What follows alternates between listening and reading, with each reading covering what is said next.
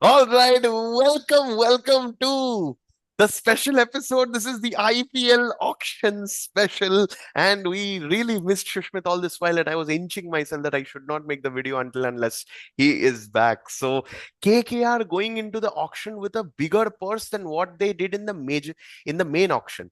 So for you, was it the perfect strategy to head into it? And then I just want you to straight away take us through the thoughts of the players that they have got. So, first of all, before I come to KKR, I just want to talk about RCB. Look at the magic they did. They allowed KKR to take Venkatesh Iyer last year and ended up getting Stark from their team and also added Josh Hazelwood. Yeah, Hazelwood into that team. This year, what they did, they allowed KKR to do all the nonsense buying and they got Venkatesh Iyer. So you have to be RCB. Welcome back to KKR to say what a epic show they did.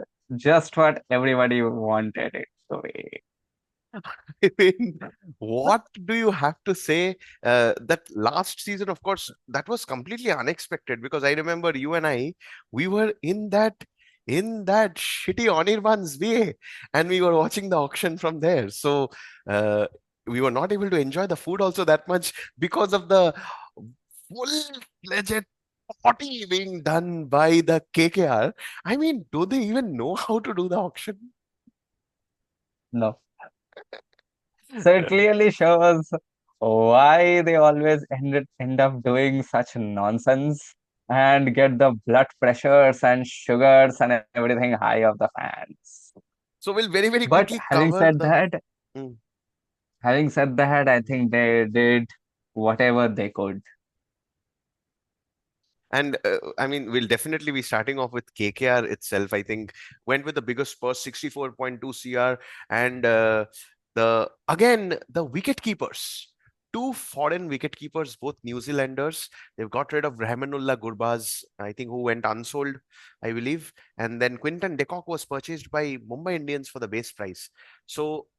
Was it a good idea? I mean, what do you see? What do you look at the combination when you look at a KKR side right now? I think it's a balanced side. I won't say the perfect side, but I think they have covered the bases. Except for the bowling, I think bowling is also good if you look at it. But Hirana for 18 crores is shit. But having said that, I think the other options which they have got in a very good bowler as Akashdeep, although he's not a very good T20 bowler, but he's very skillful. He's very good. I And mean, I think in the with the bowling options department, they we have got, have no Harshit Rana, Vaibhav Arora, Mustafizur Rahman. How can you forget about it? 9.2 CR. I think that buy I was more happy about rather than spending those 18 crores for that and nonsense. I mean, we have to see what happens.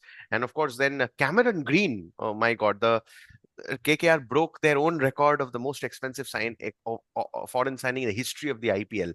Like for like replacement for Andre Russell. I mean, that was expected. And what are your I think it's expectations? one of I, I feel that money is well spent, that I can say. Because if you're spending 24 crores on Venkatesh Iyer, I feel Cameron Green is, and was expected obviously that he would be the like highest go-getter for the highest purse. And it was evident that KKR would be going all guns blazing for him. So it was expected, and people waited for it to happen. Yes. But people are talking about Green, but for me, the best signing has to be, I don't know why, Rachit Ravindra. I don't know. I feel Sachin Ravindra Hmm. is the standout by made by KKR, and I was the happiest when I saw his name in the team because I always felt that he's why doesn't any team go for him? Like CSK always buys him for a very less price, base price, and you're getting a talented all-rounder. People forget he bowls also, and he bats tremendous. People who have seen him in the World Cup. Please don't go by his IPL records. I am telling you, he's amazing. And People it's tend to it's forget that. It's amazing to see Rachin Ravindra right now. And the best part is when you look at the combination, I mean, they've got Rahul Tripathi back. They've got this Tejaswi Singh, I don't know who is he. Akashdeep is back. Kartik Tyagi, decent fast bowler. So they've got all their bases covered. But now are they spoiled for choices right now, KKR? Because when you look at the top four, obviously Cameron Green is playing, we know it. We know Sunil Narayan is definitely going to play. Now you got two more options, and because they've got Pathirana, you can definitely think that he's going to be the third option. So, what does that leave out with? Do they go for the wicket keeper? Do they bring in Rachin Ravindra? I mean, what's the situation going on? See, I'll feel that probably you might see Finn Allen coming into opening. So that's a high possibility. He's a very good player, and I think he's also one other signing they did at a base price. Amazing. I think 2 crores for Finn Allen, who has been amazing in Big Bash and like for these couple of months. I think I don't know why players or anyone didn't go for or anything didn't go for Even I him, but think Tim Seifert is also there, one more New Zealander. So now looking at KKR, what's your best 11 looks like? How does that look like compared to last season? What is your best 11 for this year? I mean it's difficult to think about the 11 right now because there have been so much of changes being made. But I think with Rahul Tripathi, and I think you are getting a very good Indian batter. Uh, that's a that's obviously a good sign. So I think for opening, I'll go with Sunil Narine. Obviously, he doesn't really like works when he comes right in like low down the order. So I think Sunil Narine and Finn Allen. I am expecting Finn Allen to do the work which Phil Salt was doing. So Finn Allen comes in doing the wicket keeper's role as well. So like two overseas are covered there. Then we No, have Ajinkya Rahane. just before you move forward, I think there's a very important point mentioned by Harsha Bhogle that every single year when KKR won the IPL, they've had that flamboyant wicket keeper opener. In 2012, it was Manvinder Bisla. In 2014, also Bisla was there. And then in 2024, we know what Phil Salt did. So, yeah, I mean, Sunil Narayan, Finn Allen, Ajinkya Rahane.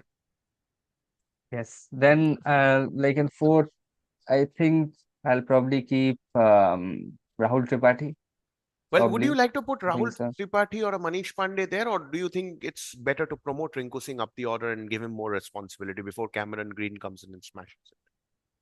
Because we Oh, already have sorry. Ramandeep at the end as a So, finisher as well. so I completely forgot that Chris Green is also in the squad. Somehow, there's like so many changes has happened. So I'm still reminded of the 2025 squad. And I also forgot that Angrish Raghuvanshi is still there. So Yes. cannot forget. Now, there's a So, lot of internal chatter also going on that it might just be Angadish Raghuvanshi with the gloves because he had tried that a couple of times. So, again, keeping that whole scenario in mind, again, Finn Allen and that way, I think if Finn Allen is then dropped off, then they can play the fourth foreigner also, which would be a Mustafizur Rahman as well. So, I don't think there's any point of playing both Mustafizur and Pathirana. But if you ask me for the team, like it's the opening combination which I told, then Ajinkya Rahane, sat fully like if he's the captain, he has to be in the team. That's the worst part. So after that, Angrish Raghuvanshi, Chris Green, like Green, you slot in wherever you want to. I don't know, don't care. So then you have Rinku Singh, you have Ramadeep Singh, then you have I don't know who. There's some bowler you add there, Varun Pathirana, Chakravarti, Varun you add Chakravarti, Vaibhav Arora, and this Harshit Rana. Vaibhav Arora, Harshit Rana. So I will not have Pathirana in the squad. I will have Mustafizur. That's a good one. So I think the basis looks covered. All the teams have made their changes as well. Defending champions RCB. Just before we end the episode, when you look at Chennai Super Kings, they've bought two players, uncapped players for 12.4 crore, 14.8 crores each. So does that give you a little bit of a jealousy that why Baba did not play us, make us play the cricket? I don't have any jealousy. But I have realized I have got this theory why they got their player. for these two players. It's like they looked at their balance and they're like, we have to spend in something, right? So then they got these two players coming in and they're thinking, we have to, like, we cannot go with our purses full. Let's fill it out on the two bright talents, it seems. We'll have to see what happens in last season. They got Ayush Matre and a couple of other players as well. So CSK finally changing from the dad's army to the young guys. Let's see how the season goes. Of course, expectation again, Shushmit, based on the teams that you saw, top four for you this upcoming season. So before I go to the top four, I just hope that MS Dhoni doesn't come in the 11th number. I want to see him bat now. So that is very important. And when I talk about the top four, I think Mumbai has to be there because they have the most perfect squad, I think so. Then RCB, I think they have become very strong. Third, I would keep, I don't know, probably Delhi or Chennai. Yes. Did I include Chennai? Sorry.